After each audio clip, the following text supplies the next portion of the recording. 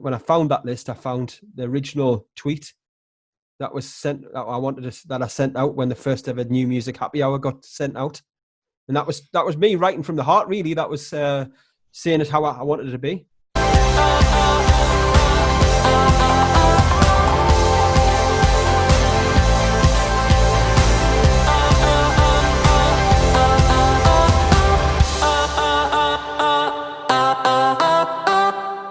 Dan, thank you very much for coming onto the podcast. I'm so excited to have someone on that has such a similar sort of view towards new bands as what we're trying to promote here at Focus on Tunes. My pleasure, mate. Absolutely delighted to get involved and chat new music. That's a real passionate area for me. So I can talk to anybody about this, mate. So thank you very much. Fantastic. I have a feeling this is going to be a good chat. I want to take you back, first of all, to early days and where the music passion started, where this has come from you when you were younger. What was your first introduction to music? I would say I was quite almost a late developer into music. Actually, I was a mad football fan as a young lad growing up, a massive Newcastle fan. So after school and stuff for me I never had time for music. I was running around playing football night after night after night. But what changed all of that, I suppose, really, was definitely maybe a friend of mine who was a couple of years older than me, started playing this album. I obviously didn't know who it was, and eventually it just grabs you, and I'm sure you know it yourself. And from there, Oasis started everything for me, and that led us off into different kind of genres and paths to listening to similar type of bands. And I suppose really from there, that's where it started. My dad was a guitarist as well, but he used to play some shit music, man, some crap. Yeah, he used to make us put these headphones on like this, and then play some like metal type of heavy metal, not heavy metal, but kind of real heavy rock stuff with these big riffs. And I would be like, oh, this just doesn't work for me. But eventually, the Gallagher brothers found their way into my heart, mate, and that's where it all started from, I suppose. That's amazing. And yeah, I guess that's quite a similar story for people growing up in the 90s, that it would be the Gallagher brothers that would, if it hadn't already got to them, that would kickstart that journey for them. But that's 26 years now since Definitely Maybe. So there's been a lot of music in between then. Where did it go from there, from the Gallagher brothers? What you said it took you on a journey. What was that journey like for you? My older brother, I remember used to when I used to be in his car every now and then, would play the complete Stone Roses album. And I can remember Mersey Paradise being played quite a lot. I don't know if you know that tune, but yeah, I do. So that song I remember really vividly. And from there, I suppose getting into who was the next bands I used to like? Probably Stereophonics were the next big love after Oasis. And the Seahorses were like kind of two bands from there who are massively loved, and then Ocean Colour Scene as well, and everything I suppose around that Britpop era.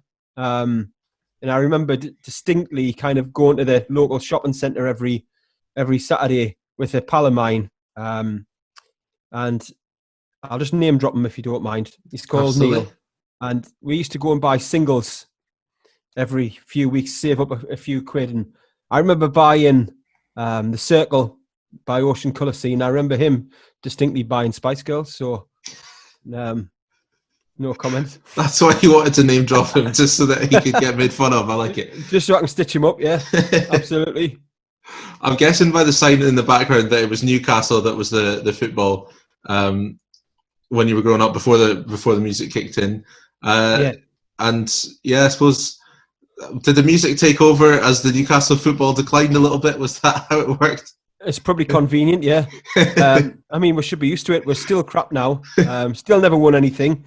And we have more bad days than good being a Newcastle fan. But yeah, massive passion for me was football. But the music has always been there, really. And to be fair, it's a good distractor from football. I remember, when Newcastle used to get beat, I used to get really down about it, and really annoyed and spoil your weekend. And you think, why are you doing that? But music is a good escape from all of that. And you can't win or lose, really.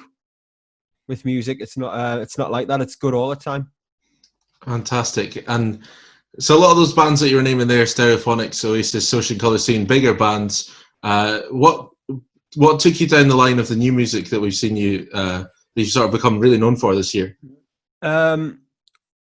Well, when I would say mid 2000s, I was in a band myself, and know how hard it is, know how difficult it is. And firstly, it's hard enough just to get 4 or 5 people to turn up on time to practice. And finding 4 or 5 people who are all interested in the same type of thing, who are all connected and have the right chemistry. And I remember, back then, kind of really struggling to get those 4 or 5 people together. And then when we did, it was real fun. We had a great few years together.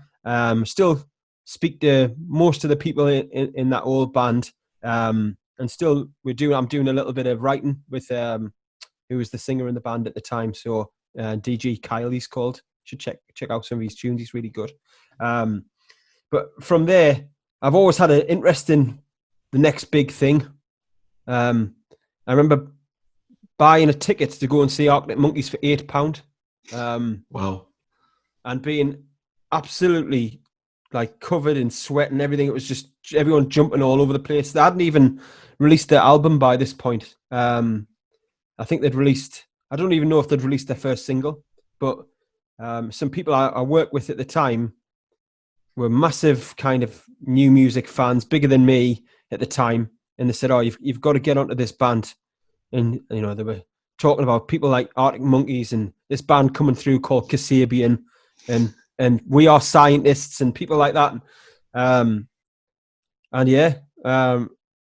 So I've always had that keen eye to try and find a band coming through. And I would always, when I'm going to these bigger gigs, if you like, in inverted commas, I would try 9 times out of 10 to go and watch the support act and see if I could find somebody that I'd never heard of and kind of get ahead of the game on that front, really. That's interesting. You say that. Do you mind me asking if what the name of the band was that you were in? Well, actually, we were called the Priory. Now, the Priory, we called ourselves the Priory because if we ever made it, that's probably where we'd end up, the rehab clinic. So we started the band with where we'd end up in the end. As you meant to go on. Absolutely, yes. We had a bloody good time for a few years, absolutely. Had some good fun. Played some good gigs, and we got to a national final of a competition, and it was just really, really, really fun memories looking back. We ended up in so many scraps. Honestly, it was we played a battle of the bands once, and then we played a semi-final in Leeds, and there was us, and there was 3 other bands who were all. There's one from Sheffield, one from Leeds, and one from Leeds, one from York, or something like that. Anyway, 3 local bands, and us as the outsider. And when we won, honestly, the place went into a massive riot. Honestly, this is true. And police vans and everything turned up. My mum was fighting with people. Our singer got his tooth knocked out. I think I was just probably hiding under a table somewhere. I'm trying to create peace, but it was. And the funny thing about it is, when we got through, we played the final in London at the O2 Academy in Islington, and there's probably about 600 or 700 people there. And before we went on, it was hosted by an ex-Radio 1 DJ called Colin Murray. Now, I think he does various newspaper columns, and he does Channel 5 football when it used to be on. Mm-hmm. So, he worked for Radio 1 at the time. So he asked us, this is honestly no word of a lie, he asked us the name of the band, and we told him the Priory, and he went, "I've heard of you. Didn't you have that massive fight in Leeds?" Honestly, that's no word of a lie. That's true. That's true. And we were like, how did people in Radio 1 know that we had a massive fight? I don't know if that was good or bad, but all publicity is good. But we didn't win in the end. But that's another story. So you got yourselves known at least through one way or another. You got yourself to Radio 1, or at least to their knowledge. Absolutely, yeah. It's interesting that we'll get on to DP Apera very soon, but it's interesting that it comes from a place, of genuine knowledge of what it's like for these people, and it's like giving something back, I guess, for what you had during your experience. Oh, absolutely. I mean, we made nothing from gigs back then. Nothing. we obviously playing because you're playing because you love playing music and you think you're good and you think you've got some good songs. But in terms of trying to make anything out of it, we would be lucky to come away from a gig with a £5 each. And I remember some places because we used to, for some reason, we always played a cover in the set every time.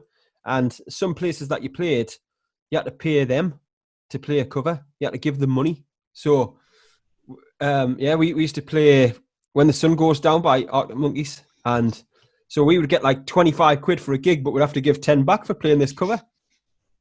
So I know what it's like, and I know how difficult it is saving up the money to record. And, back then, I suppose our thing was MySpace. Don't know if you can remember that or not, mate, but MySpace. So, and now, obviously, I think bands have got, obviously, some various different routes to market now, which can help them. I know they don't make a lot from streaming, but streaming, for me, is the place that leads you to somewhere else. And if you like a band and you're passionate about new music, that might lead you to buy a T-shirt, a vinyl, or a gig ticket. So, absolutely know what it's like. We'll get on to what we're here to talk about then, your happy hour that you've been doing. First of all, just explain what the idea is, what where it came from for people that don't know about it. Well, I'll just start off by saying it was completely ripped off from Tim Burgess. Yeah. So I ripped his idea off. And, well, the controversial thing about this is me and Amy, who's my missus, who we do all this kind of stuff together, we can't decide who come up with the idea of DP Happy Hour. And I kind of liken it to when you used to read stories about Pete Doherty and Carl Barrett used to write songs together, and then they would get so drunk the next morning they couldn't remember who wrote the song, and they would argue and fight about it. And I liken this to that, really, where I know I joined in a few Tim Burgess listening parties, and I know there was definitely a conversation about, we should do this for new bands coming through, and maybe we'll get them involved. And instead of it being Oasis, etc., with Tim Burgess, because, with all due respect to Tim, and I think these parties are great, and I've bought some vinyls from being on these things, but Oasis don't need a leg up. They don't need a hand, really. Yeah, they've sold a couple of vinyls already, I think. They've done all right out of it, I think. And we thought, there's something. So I know it was one of us who come up with the idea, but we can't remember, so I'll just take the credit. But and from there, the first actually DP Happy Hours were, I don't even know if they were called that, but they weren't for new music. It was kind of me and a few mates joining in on Twitter with, and the first one, what we did was all Oasis songs, funny enough, which were written by Liam. So non-Noel songs. Only the Oasis tracks written by Liam. And then the week after, we did another Oasis one, but it was all the tracks written by the other members of the band. So Andy Bell and Gem Archer, etc. And then from there, the week after, I think, or the week after that is when we said, right, let's take it from there. And I think that was sometime end of April, start of May, I think, the beginning, the first ever new music one. Was it something you had been looking to do? Were you sort of interested before in doing some sort of new music, or the Oasis idea of the original ones, or did it just come to you on a cloud? Like, this is amazing. I'm loving what Tim's doing. I'd like to do my own version. Yeah, I just knew I could probably do something to help. And to be honest, I probably only had about 7 followers when I started on when I started doing these things, and it's grew quite nicely, and it's built a nice little community. And I think the idea, like most good ideas in life or in business, just drops out of a cloud somewhere, and you just grab a hold of it and run with it, and don't question where it comes from, and try and make some good of it. And I think you said it right there, important words describing DP Happy Hour. If I had to describe it in one word, it could well be community. It's grown into something that, the bands that have been on it before are quite often, you see them saying in later weeks, that they're listening and they found another band. It's the same people that you see if you search the hashtag DP Happy Hour on Twitter. It's quite often the same people that you see every week. They're commenting on it. It's really become quite a community, and specifically for this like music scene, it's you see it every week, and it's big. I call them my season ticket holders now. Unfortunately, they don't have any benefits as yet for being season ticket holders, but there's a few solid hardcore followers who join in, week out, and can't thank them enough for taking their time out when they could be watching a box set or something on TV or doing anything with their family. They choose to spend an hour looking at a screen and listening to music and tweeting away on a hashtag. I mean, it's incredible, really, because there's loads of other things you could be doing, but the people who join in every week are the ones who are also passionate about new music, and you'll find that most of them are tweeting out pretty much every day about, listen to this one. It's almost like a competition of some sort, but not in a competitive way. Just look what I've found. Look at this. Have a listen to this song, and you're kind of like, wow, where do I find it? Where do I find these bands? And I used to have panic attacks about running out of bands. Where's the next 15 bands going to come from to make up a happy hour? And then suddenly you're completely flooded with new music, and then you're off and running again.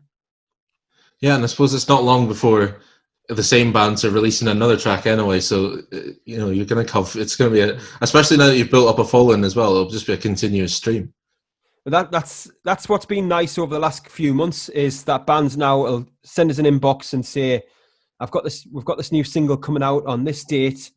Do you want to have a listen in advance? Which is great. And then they'll say, can we come on a happy hour? Now we'll kind of work out a date that works for them and get them booked in. I'll make a note of it in my phone of who's going to be on that week. So it's great, and that's what I've kind of been aiming to try and do is to get bands to find me instead of. The early days was so time consuming. Finding, trawling through Spotify on these different playlists, and then going on to finding a band, going onto their Instagram, look at who they follow, and then find a list of obviously the bands that they follow, then listen to their music, then write them a message, then wait for them to reply, and then some of them go kind of, I don't get it, can you explain it again? And making sure people understand it. So that whole thing takes loads of time, especially when me and Amy have both got full-time jobs. So it was and now it's kind of working the other way around, where bands, fortunately, I still do my fair share of scouting, but they come to us and say, oh, we've got, I've heard about the happy hour, can I be on it, etc., etc. So it's exactly in the position that I'd like it to be at the moment. It's great. And I guess it's a real lockdown gem, and maybe something that wouldn't have happened if it hadn't been for lockdown. I guess one of the few positives, if we're going to try and take any from it. It's definitely something that how had lockdown been for you up until you'd had the idea? Was it one of these brainwaves that had come to you think, because you were a bit bored, or because it was difficult? I think if it wasn't lockdown, then Tim Burgess probably wouldn't be doing his listening parties, because he'd probably be out gigging himself. So if he wasn't doing his parties, then I wouldn't have been listening to those listening parties. And hats off to Tim, because I listened to a fair few of them, especially the Oasis ones and stuff. But I bought a few vinyls from bands I'd never really been that into, but because I joined in a listening party because there's nothing else to do, then that ends up, you end up spending your money and putting more money in the industry. So there's every chance it wouldn't have happened. And I suppose really, if it hadn't have happened, that would probably mean that we've had a much better year, because we wouldn't be stuck in the house. But you've got to make the best of this crazy world that we live in now. And you really have made the best of it. I think, if I'm correct, I think I'm quoting Curtis Cooper from the Outcharms here, who said you're doing one of the best jobs for new bands just now. I wish I could remember the exact quote in his tweet, but he's essentially said that you were doing almost the most out of anyone for new music just now. How does it feel from like an idea that you've just had that you can't even remember if it was you or the missus that had it, and it's come to the point where people are saying comments and praise like that? Oh, it's mint. It's fantastic. It's what we set out to do, and just making a difference for these upcoming bands and give them a platform to share. And it's changed the happy hour a little bit. In the beginning, it was more about sharing the story behind the song. So the bands, as their song would be playing on the Spotify playlist, they would be tweeting what it's about and how it was written. But now they don't. We've kind of stopped that for some reason. Now that everyone just tweets and it's just crazy. And nobody really shares their stories as much as they used to, which is, we don't really encourage it either way. They can do whatever they want. So they can join in or with the story or just join in on the hashtag. And what we ask, obviously, all the bands is please stick around for the hour. We kind of noticed a few of the bands, not naming any names, but at the beginning, if their song was up first, they would tweet, and then as soon as it was finished, they would disappear off the hashtag and you would never see them for the rest of the hour. So for me, that's not what it's about. It's about everyone. It's about the same amount of attention for the band that is first or last on the playlist to get the same amount of comments and feedback and feel like they're part of it, because, that's definitely something that has improved over the last few months, is people sticking around for the full hour. And it definitely should be a community then, if you want the bands to be part of that community as well, I guess. Yeah, absolutely. And Kurt from Outcharms is the top lad. I was on a video call with him last week. I've been doing these Q&As, which come from, again, a total random place. I've been doing these Q&As with established bands and teaming them up with upcoming bands. So we get on a Zoom call like this. And we've had Adam Nutter, who's the guitarist from The Music. And last week we had Little Man Tate. And I'm talking one or two others now. And a record label I'm speaking to. And we're trying to do these kind of Q&A forums where bands can ask questions. And, so Kurt was on the one last week with Little Man Tate. We had a right laugh. It was just like 4 or 5 lads in a pub talking about music and football and all that kind of stuff. It felt like the old days. It's interesting that it's even more. That's even more. I didn't know that was happening. So there's even more to this than I thought. Then, did you have a sort of? Is there a journalism background or like a music sort of writing at all, or is this all sort of new to you from the last few months?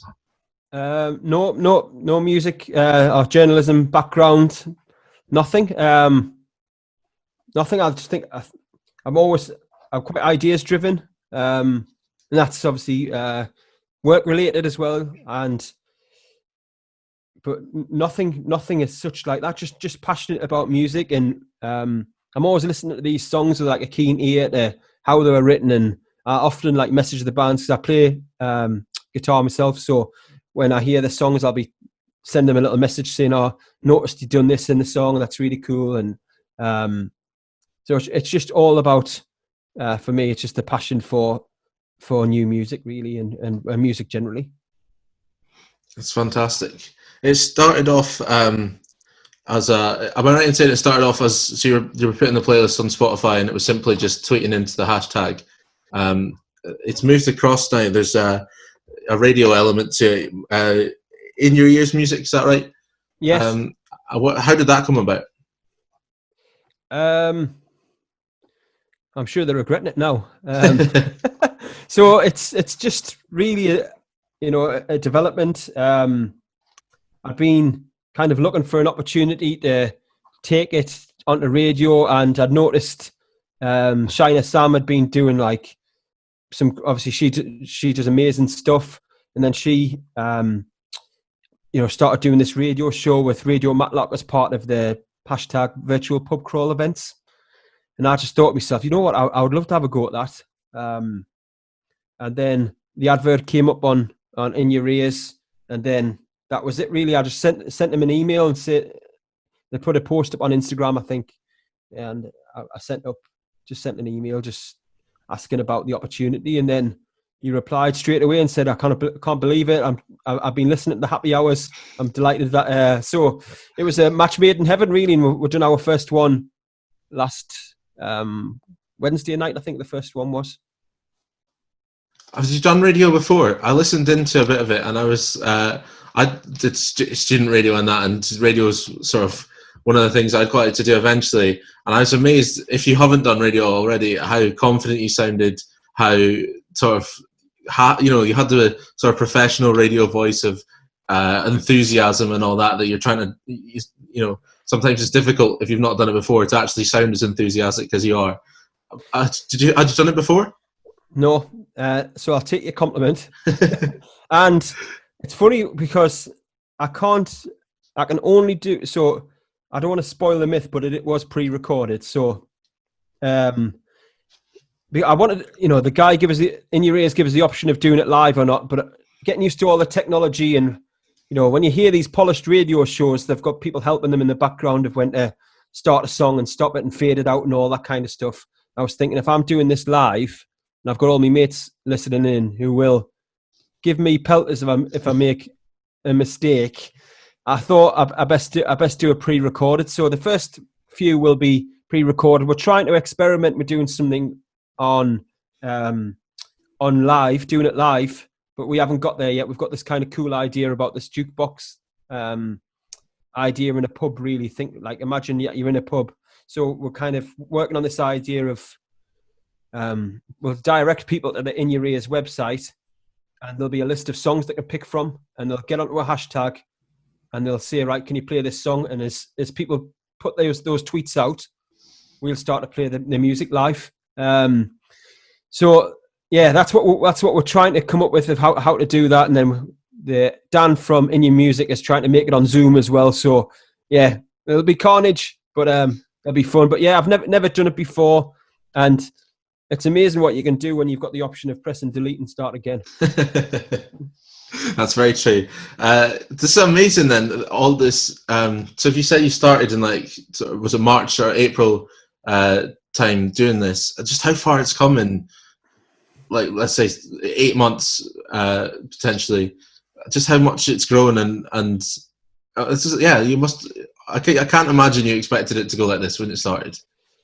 No, I mean, like I said, the first ever one we did with these kind of Liam Gallagher written Oasis songs, there's only 4 of us joining in on the hashtag, but we had it was kind of like just being in the pub again, everyone having a few drinks and commenting on Twitter, and yeah, I couldn't imagine it's couldn't have went as well as it has done, really. But I don't know where the next thing is with it, but I'm not bothered. I'll just keep going, and as long as people are enjoying it and wanting these things to continue and finding new music, then I'll crack on as long as it's people are happy for me to do so. I don't think that'll be anytime soon that people want you to stop. I think it's going to just keep growing, especially because you seem to be so ideas driven and so sort of progressively thinking about how you're already thinking about the future and how it's going to move on. Has it been cathartic for you having that as a sort of release? And you've talked about not being able to go to the pub. You did the virtual pub crawl as well, if I'm right. Yeah, I've done a few of them. Yeah. Iggy Rob, top man. And you've done this obviously as well as a sort of, I guess it's become like a virtual hangout of sorts. It's a night in the pub with your mates talking about music, except for you're in your own home. I know. I mean, yeah, absolutely. And I mean, the backstory is that me and Amy moved to a new part of the country in January, which is kind of 100 miles away from where we used to live. So we haven't got any friends to hang around with. And it's been the worst year possible to move because definitely we've moved and then all the pubs are shut, so you can't meet anybody. And so, I mean, this has been an opportunity to, I don't know, kind of socialize in a different way, because I am very social driven and want to be out all the time and meeting people and talking to people, and I just love being in busy bars. So this is, I suppose, a busy Twitter environment is the equivalent or the best we can hope for right now. And how's it been doing something with Amy in the house? And this is something that you've worked together on. Did you work together much before this? No, just on making tea. But to be fair, that is 100% Amy. All I do is I put dishes in the dishwasher, and that's about it. No, we hadn't done anything like that as such. No, so this was a first venture of trying to do something together, and it's been pretty plain sailing, to be honest. I just do what I'm told, and then happy days. Even at the start, when you said it was sort of a bit more tense because you were stressing about the bands, and it was taking up a lot of your time in that, I guess, at the start. Yeah, she was good because she would be doing some of the scouting ourselves and kind of going on to Spotify and recommending bands. And there's a group that I'm having a chat with later, actually, called The Merchants. I don't know if have you listened to them? No. Right, I have a listen to them. The latest single, "Glum Struck Fool," is absolutely top. And Amy's claim to fame is that she was the one who found them. So they're a band that I think have got real potential. You want to hear this guy sing, and the guitarist is great, and the whole band setup is superb. And Amy thinks that she's discovered them. So it was definitely a team effort. She would be going to, jumping on these platforms to find different bands and send them over to me and said, "I've having a listen to this and having a listen to this one and that one." So it was like I said in the early days, it was really time consuming, and it would be even worse if you were doing it on your own. So the chance of obviously me and Amy working together on it has saved me loads of time, and it's been enjoyable. It's fantastic. I'm Scottish myself, and you might have guessed from the accent. And because quite a lot of Scottish people, creative types that would do stuff like this, and they would say, I'm thinking particularly of a podcaster called Sean McDonald, who I heard talking about this, how being Scottish is so helpful because, the social aspect of it and the just being sort of having a naturally outgoing personality in that, just it can be so helpful when you're meeting new people and you're doing things, exactly the sort of things that you've been talking about, like the Q&As and all that. Being from the Northeast, and has that had a similar sort of impact? I guess I would say it's quite a similar sort of culture, and that it is a very social culture. Yeah, because nothing else to do. It's just I think that's where the Scottish one comes from as well. Yeah, just going to work all week, and then looking forward to being in a pub on a Saturday night and meeting people and chatting stuff and watching live music. That is that's the kind of lifestyle, if you like, that I've grown up with, and wouldn't change it for the world, really. But yeah, so I've done loads of stuff with Scottish bands. I had a right good time. I don't know if you know an act called Brown Bear. Yeah. So me and Brown Bear, well, not me, and he curated a playlist back in, I think it might be in July or something like that. I can't remember. Maybe a little bit later. I can't remember. But anyway, he curated a playlist of all Scottish acts.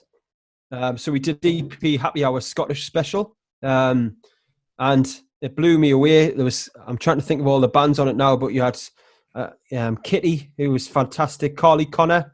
If you haven't heard Carly Connor sing, she's absolutely incredible. Brown Bear, Fabric Bear, the Ranzas, the Capolos. There was loads, and I'm doing the Happy Hour this week is actually in association with a magazine called The Weekender, and it's for the Scottish Song of the Year. So all the bands that are on the Happy Hour this week are all are nominated for Scottish Song of the Year. So me and Scotland are tight, and I love playing golf there as well. So fantastic! That's my favourite place to go and play golf as well. I'm a golf fan myself. Where's the best places you've been to play golf in Scotland then? So, I'm an organizer as well. So I'm like a male version of Monica from Friends. I have like a golf group. Okay. Call ourselves the Sultans of Swing. Yeah, cool. So we've been to where we've been. We've been to Stranraer. Like we went to Stranraer three times in 3 years. So we went to play Stranraer and Port Patrick, and we've been to Cardrona, and I've played Turnberry, and I've played all over the shop. Yeah, I love Scotland. Just love. I know this is off the subject of music, but I love the music. This links golf. It's true golf for me. I'll link it back into music with the Scottish element and the DP Happy Hour element. We had Joshua Grant on as our first guest on the podcast last a couple of weeks ago now, and he's been on DP Happy Hour himself, I believe. A couple of times, yeah. I think his latest single, Lay Me Down, I think it was called, done really well. And I was delighted to have it. I think it was Edinburgh. I think his previous tune was really good as well. Yeah, he got to top of the Scottish singles charts on iTunes. Yeah. I know it's incredible. It's great, and have him like he's inboxing us saying, "Well, my song is will you please tweet out the link for people to buy it?" Like, absolutely, pal. Give us we'll go 50-50 on it. So yeah, he's done great for himself, and another one with a big feature. Yeah, he definitely drove the sales. He was saying one sale for the charts is the same as 150 streams, which is incredible and just shows how much streaming's dominating just now. Yeah. I want to quickly, you shared this on your Twitter a couple of days ago. It was a screen grab from your notes of the first DP happy hour, I think, and just sort of what I think they were just, well, you'll know better than me. Were they just notes of like what you wanted it to be? It was written down as the tweet I wanted to send out the first time it was going to be announced what we were doing. And I think it's probably was something like that. But I just was looking through some notes for, I can't remember what I was looking for. I was looking for I'd been talking to somebody about Oasis Shock, and it said like how many times did you go and see them, and I'd wrote down every gig I'd been to see, either Oasis, BDI, Noel Gallagher, Liam Gallagher, Noel Gallagher acoustic, and I'd put them all into like date order, and it was quite a list. So I was looking for that list, and then when I found that list, I found the original tweet that was sent. That I sent out when the first ever New Music Happy Hour got sent out, and that was me writing from the heart. Really, that was saying it how I wanted it to be. It is very heartfelt. I wrote some quotes down to ask you like what they meant to you, what you were thinking about when you wrote this one. So it started off. It was the very first sentence was, "This one is particularly important to me." Then that makes a little bit more sense now that you were talking about doing the Oasis ones before and about the specific songs. But yeah, so straight away you knew that the new music was going to be when you were taking that turn. It was something. It was a passionate thing for you. Yeah, it was definitely a kind of point in the sand where it was going to be different from now on.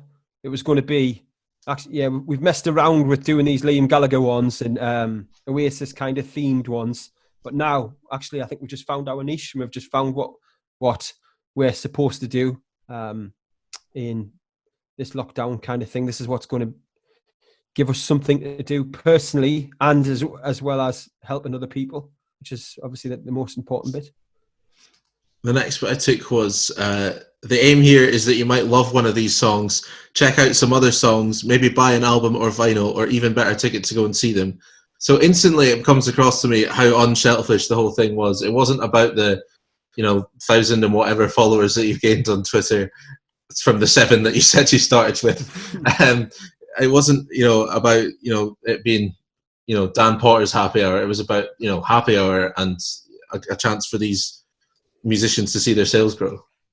Oh, they've cost me a fortune, these bands. And I've told them, wait till I come and see you. You owe me a few beers for sure. So, yeah, and we've bought tickets. We've spent our hard-earned money on loads of their vinyls and gig tickets for the ones that have announced shows. We just can't fit them. Obviously, when this all takes off, and when gigs come back on the scene, there's just not going to be enough weekends to go and see them all. So I'll just try my best to get around the country and see as many as possible. But yeah, that was, and it's 100%. I pretty much write that on every happy hour announcement. This is just the start. If you start here, then click onto Spotify, then maybe go onto their website or their Instagram or whatever, see what else they've got out there, and if you're feeling that you've got an extra few quid in your pocket, then what a better way to spend it than spend it on new music. You said how important streaming was particularly for the new bands right at the start, but it's clear that you understand also that physical sales is where the money's at for them. Yeah, I mean, I see this debate on Twitter all the time. The hashtag broken record industry, broken record movement, which is 100% right about bands just don't make enough from it. And my view is, you should get paid more for the kind of early part of the streaming. So if these newer bands who don't get as many streams. It would almost be on a sliding scale, but the reverse way, kind of, you would start off earning more because that's where they need it the most. And the bands like Coldplay and all these people who've got like 150 million streams on a song, then they don't need it as much. So, at that point, I'm sure they'll disagree, but never mind. But the ones at the beginning, you would get paid more for your streams at the beginning. But then, when I was in a band, we had MySpace and you didn't get anything. So yeah, I suppose there's two ways to look at it. And then I kind of always, City Lights, the band. Yeah. So City Lights they've got a kind of a unique take on it. They know that obviously streaming isn't where the money's at, but then they'll say, well, that's just a landing page, really. If you write good enough music, people are going to like it. And obviously one that you're happy to be playing it anyway and putting it out there. So and if people like it, then that's an added bonus. But that's just the start. And if they really like it, then they might go on, then they might go onto your website and then they might buy some stuff. So it starts off with, you've got to put good music out there and your tunes have got to be good. Otherwise people will not go anywhere else. So that's got to be the start. Like the tunes have got to be good enough. And then if they are, then people will spend money on it if it's good enough, like any product. Yeah, and I suppose Spotify has done. It's a step in the right direction when you think of it from the MySpace days, but and they do maybe not so much. Obviously they're not going to encourage people to go and buy albums when that would discourage people to listen on Spotify. Yeah. But they do. You do often see at the bottom of a band's page a list of all their gigs and that, and direct links to get tickets. So I guess there's, maybe not going to help with physical sales, but I suppose it definitely is still going to be the first step towards ticket sales if you're going on tour or that. Absolutely, yeah, absolutely. And it's just, they've got to, Spotify have got to protect their own interests as well. Can't get away from that. Whatever money that they're making profit wise, they'll say is not enough. So it's just business. Yeah, and of course there are other streaming services available. And the last thing that I took from the paragraph, the very last sentence, positive vibes only. Plenty negativity on the news, not in this party. What does that mean to you now, looking back on it? It's the same thing I write on every tweet going out at the start of every happy hour is no room for negativity. Take that somewhere else. We don't want it. Like, these bands are putting themselves out there, and the last thing that they want to see is people going, "Oh, your song's this, or it's rubbish, or this is crap, or whatever." And it's not like some hippie convention, let's all be really happy. But if you don't like it, then just don't comment. And if you do like it, then get involved. Because, I've had various different styles of music on there. And some weeks kind of feel more indie driven, kind of rock and roll guitar style stuff. And then other weeks, I couldn't even describe a category. Some of the songs are in, they're just so random. And I try and put them in a particular order, but then sometimes I don't have time. I just put them pretty much. I might have a starting song and a finishing song in mind for the playlist. Try and start on a high and end on a big tune. And then the rest, the middle, kind of the playlist will be from all kinds of different genres. But yeah, to answer your question, the positive vibes only was a dig at the daily press conferences from the government. And, if you want some negativity, go and watch that every day. Just don't bring it here. Don't need it. Yeah, I guess that links directly back into what we were talking before about lockdown and how this has been quite cathartic for not just yourself, but everyone that's listened. And yeah, that definitely says then that it was an idea to try and take away from how everyone was feeling at that time. And, and if that's what it's going to be, then yeah, you do need people to be positive, especially at the start. You needed people to just go with it and just, be happy and use this as a chance to get away from all the other negativity. Exactly. Everyone has loads of stress in their life, and everyone's stresses are different. But when you come onto the happy hour, let's just try and leave that crap away for the next hour and just listen to some good music and have a laugh together. And every week there's a few of them they almost have like GIFs. Yeah. When they have GIF wars. That's become part of the happy hour now, where you see a few of them kind of going head to head toe-to-toe combat on the gifs. Who could come up with the most appropriate gif for the song and stuff like that. And so yeah, it's a real fun hour for me. I just watching all the tweets go past and liking them, and I always say, kind of, if by the end of the hour I haven't been blocked by Twitter from liking new stuff, then I haven't been involved as much as I should be. Every week me or Amy get stopped from liking stuff. Every week. Yeah, I get, yeah, especially if you're going for it, especially on the busy weeks. Yeah, I can see how that would happen. And again, like we said before about it being like a good substitute for the pub, it's like, don't bring your negative vibes into the pub with you. You know, you come in, you leave that at the door, and you just have good fun for your, in this case, an hour. Exactly. Imagine you're in a pub and everyone's having a good time, then your mate comes in who's just had an argument with his lass, and he brings everybody down. Oh God! I mean, we don't. Let's just try not to do that. You know, let's just be positive as best as we can and try and cheer each other up. And during what's obviously a tough time for everybody. We've talked a little bit about it already, but I want to ask sort of definitively what the sort of future plan is for DP Happy Hour. You've talked already about how like doing jukebox with the radio and that, but where do you see it going yourself? I don't know. Good question. I don't know. I enjoy the radio stuff's really interesting. I'm going to be presenting on another channel, another station as well. But that's all. It hasn't been announced yet, but that's all kind of older stuff. So kind of a hark back. There's some Britpop influences coming through on that show, and then the In Your Ears stuff is really interesting. And I'm just trying to get the balance right of, will people tweet along as much, interact as much while the radio is playing versus what it used to be like on Spotify. So I'm just trying to understand how that dynamic works, and is it a good thing or a bad thing if, as I know some people listened on Wednesday last week, the debut radio show, and they don't have Twitter. So they were just sitting, listening at home and enjoying it.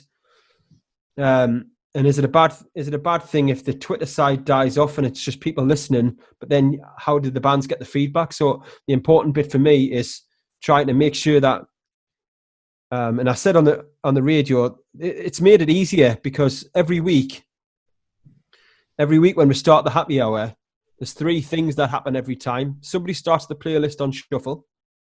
So they're tweeting about the wrong song, and I'm like, oh my God, what's happening here? What's the other ones that happen? So somebody always comes in late and says, right, what song are we up to? And third one, and this happens every single week, I'll get one of the bands that inboxes 2 or 3 songs in saying, can't find the Spotify link anywhere. So they're just sitting listening to nothing. So now what it does do is get everybody in sync, and as long as you listen to the radio, you can't help but being in sync. It's just whether the Twitter interactions, I can keep them up so the bands get the feedback. Otherwise, like most radio shows, people will have the radio on in the background, and then you'll be just doing whatever you're doing around the house, and that's how most people listen to radio. But this was trying to be a little bit different. I'm trying to combine the feedback that the bands still get on Twitter with listening to radio and keeping everyone on the same song at the same time. So it's an experiment. And I'll be definitely going to be doing another one in January on In Your Ears. I'm looking forward to that. I've started prepping who's going to be on that one, and I'll just wait and see how it goes, and hopefully it's a success. And yeah, definitely just keep going until you feel like it's done, or plans to change it at all if it feels like it's getting a bit old. I mean, if we run out of time where there's that many gigs to go and see, that the happy hour dies off naturally because people aren't there to join in because they're going to gigs themselves. That's probably a dream position. You've probably succeeded at that point because you've got people to go and buy tickets, and that's why they're not listening. Exactly, yeah, and I'm definitely interested in that side of things as well. Is trying to put some gigs on and stuff next year, and I've got fantastic. So you'll have to watch this space, mate.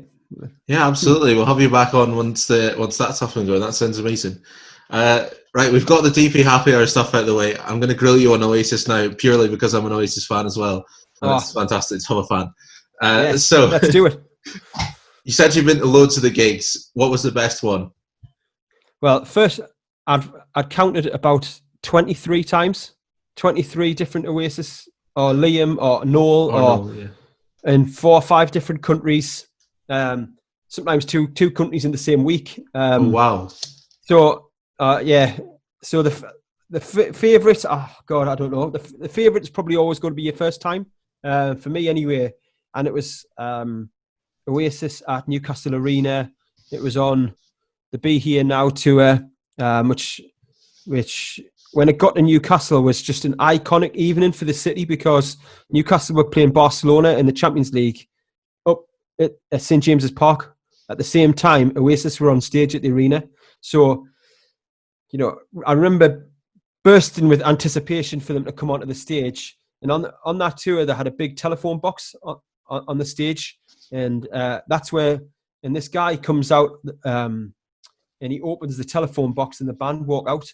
And it was just amazing. Like the atmosphere was incredible. And then Liam walked out with a Newcastle top on, which we were like, I was nearly crying probably. But and then he kept everybody up to date with the score as well. So he was getting updates from the side of the stage, and he was going, Newcastle have scored, Newcastle scored again, and Asprilla had scored a hat-trick as we beat Barcelona 3-2 at the same night that Oasis were playing the arena, and it was probably one of the biggest nights in the city's history, probably. That's in terms of entertainment anyway. Yeah, what a night. Newcastle beating Barcelona and having one of the biggest bands in British history playing at the same time and managing to link the two. Liam knows how to work a crowd like that, doesn't he? I know. So I'd seen them then, which, you know, I went all over with friends to see them. Trying to think of some of the other gigs. Went to see them on the Standing on the Shoulder of a Giants tour. Went to Bolton, I think. That gig was it was the first big outdoor Oasis gig I'd done, I think. Which that one was okay. Then I remember seeing them at Manchester City Stadium. That's the one with the famous footage where the barrier crashes at the front. Mm-hmm. Yeah, I've seen that. We were there, and we honestly thought it was game over. We thought the gig was finished. That was great, and then obviously seeing Oasis then at Stadium of Light, and that was towards the end of their time. I think that was 2009. I think they broke up later that year, and from there, then obviously BDI formed first and went all over to see them. Went to Barrowlands actually to see BDI, which was great. And then we went to, and then when Noel formed, I'm a massive Noel Gallagher fan.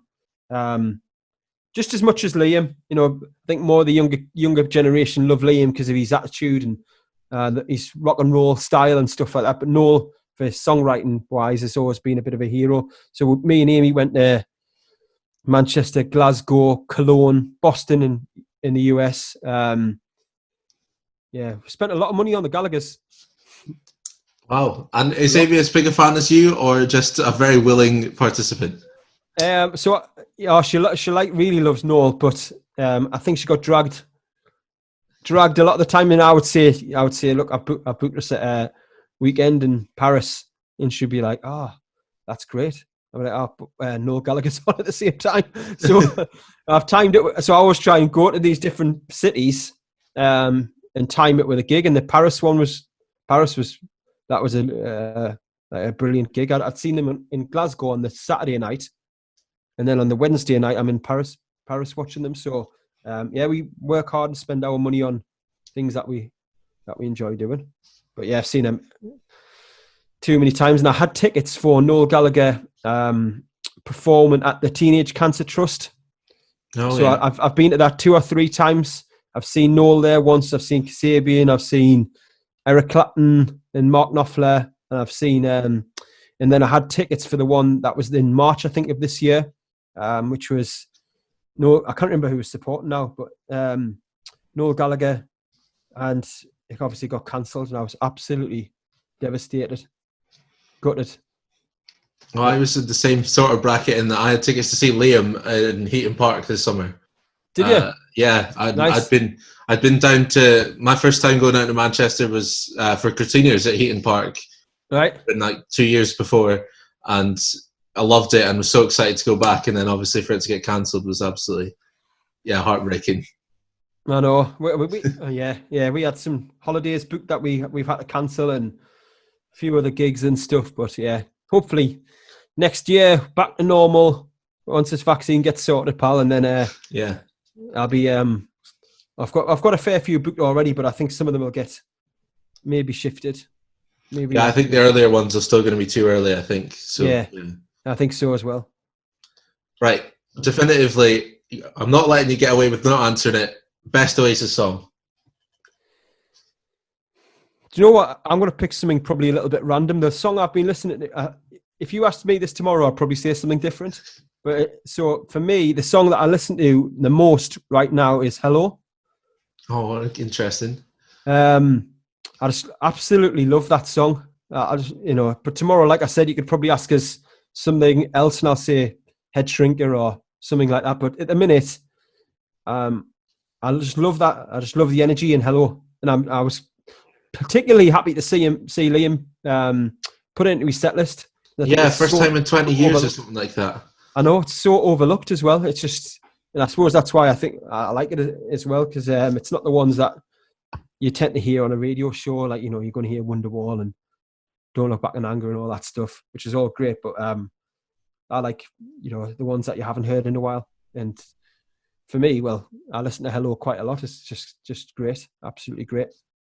Yeah, it's a good answer. I like that. Best album then. You said the importance of Definitely Maybe to you growing up. Is it still the best? Yeah. Yeah, it's going to be hard. It's going to be hard to shift that. It's going to be hard to shift it. I've got the vinyl. I don't listen to it very much really. And, my Spotify Wrapped, I don't know if you've seen it or not, but I saw Oasis were at the top of yours. Yeah, and I'm so surprised. I don't know how they've clung on, but the top 5 songs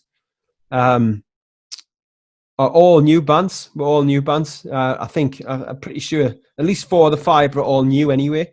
And my music, who I listen to day to day, is completely 100% different to what it was the previous 12 months.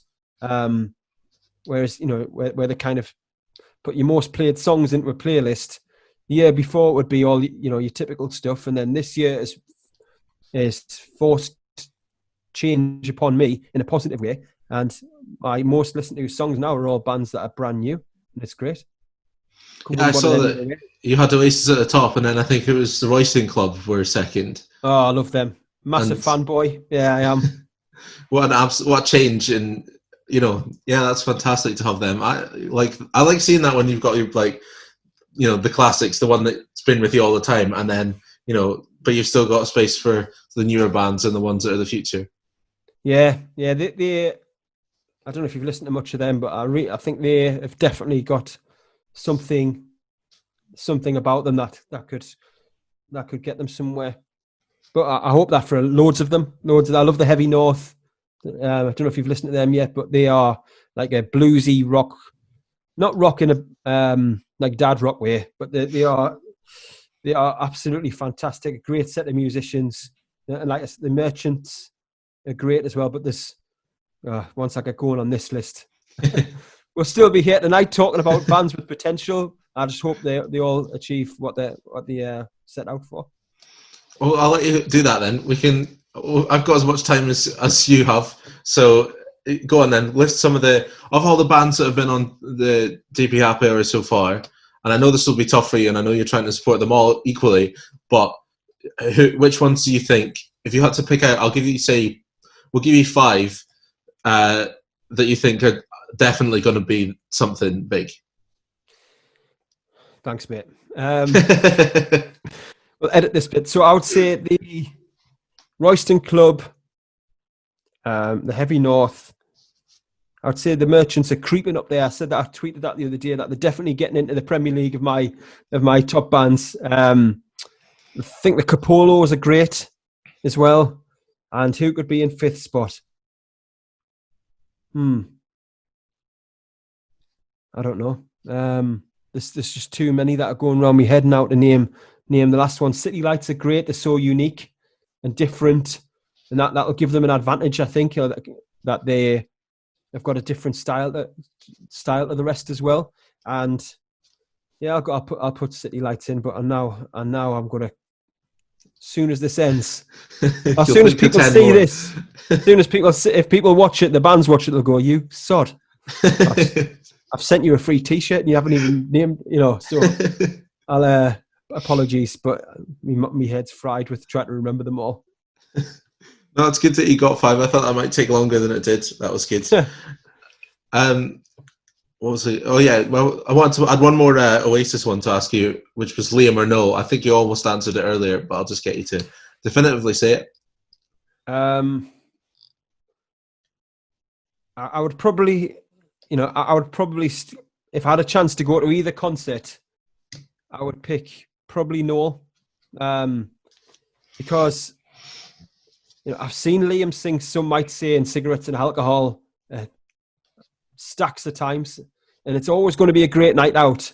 But as a musician, I like, I play guitar and piano and a little bit of stuff, but I like going to see Noel because I know I'm going to see something a little bit different, probably, especially as he's kind of more. You could argue that is he a little bit more experimental? I don't know, but I remember when I was thinking about this. Was the first thing that came into my head when I woke up this morning was when Noel's album, The Man Who Built the Moon, came out. Everyone was going, "Oh, it's so different and it's experimental," and he's forgotten about his roots. And then when Arctic Monkeys released Tranquility Base Hotel and Casino, everyone was going, "Oh yeah, this is great. I'm glad that they've moved away from their roots and stuff like that." And you're thinking, God, you're so hypocritical. Yeah. If you think Noel's moved away from his roots, and then you listen to Arctic Monkeys, who sound now like that they're American,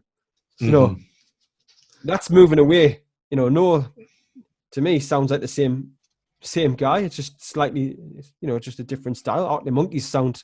Obviously, they've wrote this concept album about a hotel on the moon or something like that. So that's definitely away from their roots of writing about bands and people in Sheffield. So, I think I would pick Noel. And it's not all that experimental either, because I think you could easily say, maybe I'd say Holy Mountain could easily be an Oasis song. Yeah, they've all got guitars in them. Yeah, it's not that different. It could quite easily, you could say that's a later Oasis song quite easily. Yeah, I think that would fit well on like Dig Out Your Soul. Dig Out Your Soul album, on the kind of latter ones. And but people just want to create division and want to pick sides, and that's what people do. And so it's very Trump-like, creating this. You've got to pick one or the other. And to me, it's just, you get to do everything twice. You get to buy 2 albums or 2 vinyls. You get to go to 2 different concerts. So it's almost better for me that they're split up, because I get to see everything twice. Yeah, it's like the parents splitting up and getting 2 Christmases. Well, that's what I used to say. I didn't want to say it, but that's what I used to describe it. Like kids who split up for Christmas and get presents off their mum and their dad. This is just like, it's just the same, going to see Noel and going to see Liam, then buying their albums and their vinyls and stuff. And you just get to have more nights out. What's wrong with that? It's great. Yeah. I've had these questions at the end have been very hard, especially after I've made you talk for an hour and then think about them. But I've got 3 more. The first one is going back to the DP Happy Hour. What is the favourite song that you featured on that show? And I'm only giving you 1 this time, not 5. Well, I'll have to go with the song that was came up on my Spotify as the most played song of the year, which was the Heavy North, "Lying to Yourself." If you haven't listened to that one, honestly, this bloke has got some voice. Unbelievable singer, great musicians. The guitarist is insane. Just fantastic. So, yeah, that was on the first ever DP Happy Hour as well. That song, it was the last song on the first ever playlist. And it's yet to be topped. Yeah, it's been my most played song of the year, because I've been trying to replicate the guitar solo from the song for 7 months or something. Unsuccessfully. But one day I'm going to go to the studio and he can teach us properly. That's the plan. Oh, fantastic. From you talking about getting into new music in the noughties and that, and seeing Arctic Monkeys for £8, what is that the biggest band that you've seen when they were small, or who would be the biggest band that you would say you discovered before they were cool? Yeah, I remember going to see, I've just been talking about this the other day as well. I remember seeing Kings of Leon in a university campus. And, I always say Kings of Leon, you can almost split them down the middle. You've got the old school fans, like me, I suppose, who like them when they had big beards and long mustaches and they look like real deep South Americans. And then you've got the people who think that the first ever single was Sex on Fire. So, they were like, oh God, it's just so amazing to watch back then. So much energy and aggression in their playing. Now, obviously, they're a bit, whatever. People can like whatever they want, but they're a bit more polished now. And obviously, that they might have. I don't know if it was ever intentional to sit and say, right, well, let's write a song that can make us play stadiums, But that was the song that kind of took them to that almost. Yeah, it was a stadium anthem, a festival exactly. anthem. And then from that point is when you like. And I've said it on a radio show I'm going to be doing where I'll say something like, that was the moment in time when they went from, just to kind of a really solid, great band to your Uncle Brian and your Auntie Mandy liking them and coming to your house and saying, have you heard this new band, Kings of Leon, the great? You're like, wait a second, they've released 4 albums by now. So I think, Arctic Monkeys, Kings of Leon in their early days were, I'm sure there'll probably be more, but I can't think right now. But Arctic Monkeys, that £8 gig was amazing. Are you someone that always gets down to the front for the sport bands? Are you an early bird if you're going to a gig, or are you not that bothered by that? No, not now. I might, I might have been back in the day. I remember going to see, talking about going to the front and getting right into it and getting stuck in would be. I went to see Stereophonics at the Newcastle Arena in, I think it was 99. And me and my pal went. We didn't have tickets. And we ended up paying like 50 quid for a ticket. So we overpaid back then. Well, bear in mind we didn't have much money back then. So it was we paid a lot off a tout to get a ticket, and we eventually get right to the front, and the band came out and they played. I think it was "Roll Up and Shine," which was the first song of their second album, Performance and Cocktails. And I've never seen him again till the rest of the gig. As soon as everyone started bouncing everywhere, and he went off, he got carried almost by the crowd one way, and he's a big lad, so he got pushed in one direction, and I went another, and I never seen him again till the end. So I spent the whole gig dancing around with randoms, and then I remember at the end, obviously we both must have assumed like we'll just wait till everybody goes and then we'll find each other. And I remember bumping into my cousin, who I didn't even know was at this gig. And he was staying back at the end because he couldn't find his other shoe. So I used to be right down the front. And as you get older, as many things change. For me, I've kind of regressively moved backwards in the arena, or like a big stadium gig like that. So where I'd be once at the front, now I'm as close to the back, to the bar as you can get without just, so it's a nice balance between getting close to the bar and good enough to be able to hear the band properly. Yeah. So move to the back now. It's safer. And boring, but yeah. And someone that would make an effort to get to the support bands, or just go down. Definitely. Yeah. I mean, last year? I know you mentioned Cortinas. I'm not a huge fan of them. I don't know why. I've just never really got into them. But I went to see Cortinas a couple of years back, and they were playing Newcastle Arena, and I only bought the ticket because Jerry Cinnamon was supporting. I think a lot of people did that on that tour. Yeah, and he was, he was just incredible. I don't know how long he can keep it up for. That kind of one-man band thing that he's got going on with the stomp box, like with his foot playing the drums and stuff. I don't know how, but he puts on a good show, like Jerry. Absolutely class. yeah, definitely try and catch the support bands as much as possible. Yeah, I guess that's very important as someone that's trying to support new music in that. You were saying about someone telling you about this great new up-and-coming band, Kasabian, in the noughties and that. I wish I could remember what gig it was that they were playing. I think it might have been their first summer solstice a few years ago in Leicester. Yeah. And Catfish and the Bottlemen played in the car park that day. Just turned up on their own with their own stuff and just were like handing out flyers and that.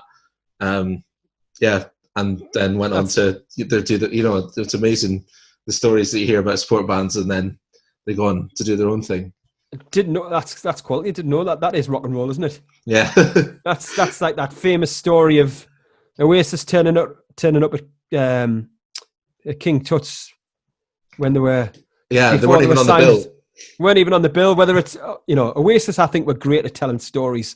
Whether any of them are true or not, we'll never know. But like this idea that they turned up to this gig and it wasn't, they weren't supposed to be there, and Alan McGee happened to turn up on that night and see this band, and then they got signed. And if it's not true, it's a bloody good story. Yeah, they've worked it well over the years. If it isn't true, they've done really well at creating the hype that they did around themselves with some of the stuff. And Noel's quote, I think, was, "If you tell everybody in the world that you're the best band, well, at least half of them will believe you." So you're on to a winner. Yeah, that works. The last question for you.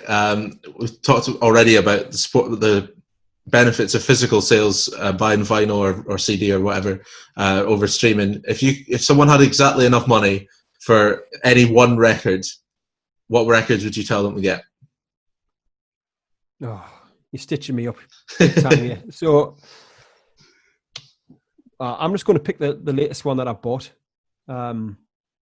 Because it's been I've had it on a few times and listened to it. So Kelly Jones from Stereophonics, I went to see this solo tour, and it's almost like before he plays each song, almost he tells the story behind it, how it was written, and what it's about, and the meaning of it. And some of the songs are just, when you don't know really what it's about, and then you get to hear what it's about, and then him sing it.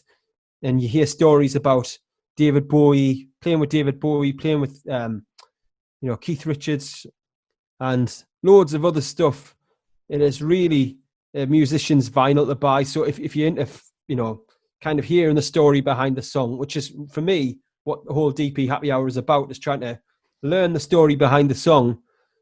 It is genius. It's absolutely great vinyl. So Kelly Jones, Don't Let the Devil Take Another Day. And that's a great song as well. That is, it's named after. I love that song that's off the Stereophonics album, isn't it? The last one. Yeah. I love that song. Dan, thank you so much for coming on and having a chat with me. And last of all, if someone has not heard of DP Happy Hour up until today and they're thinking, this is fantastic, I want to get involved, what do they do? So just give me a follow over on Twitter at DanPotter31. Check out the hashtag DP Happy Hour. It's a listening party featuring up-and-coming bands across the country where we all have a good time for an hour listening to unsigned music and having a good chin wag over on Twitter. So join in. It's better than watching Coronation Street in East End, isn't it? It definitely is. And thank you very much, and best of luck with 2021 and a good Christmas and a good New Year to you as well. You too, mate. Enjoy it, and thanks for inviting me on. Appreciate it, pal. Good to chat to you. That's all. Thank you so much. Cheers, mate. Bye.